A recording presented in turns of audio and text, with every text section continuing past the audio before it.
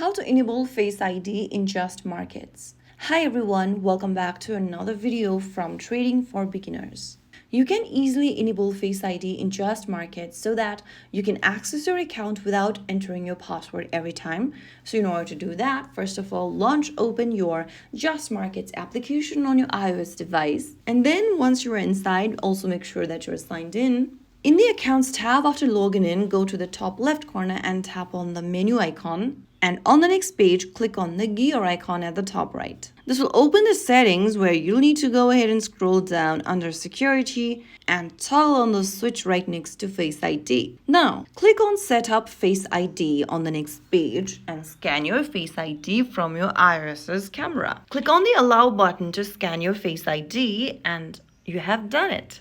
Now you have enabled the Face ID. If prompted, enter your account password or verify your identity. And once enabled, you can now try logging out and signing in again using Face ID. So that's it. You've successfully enabled Face ID in JustMarkets. Now you can enjoy faster and more convenient access to your account while keeping your account secure.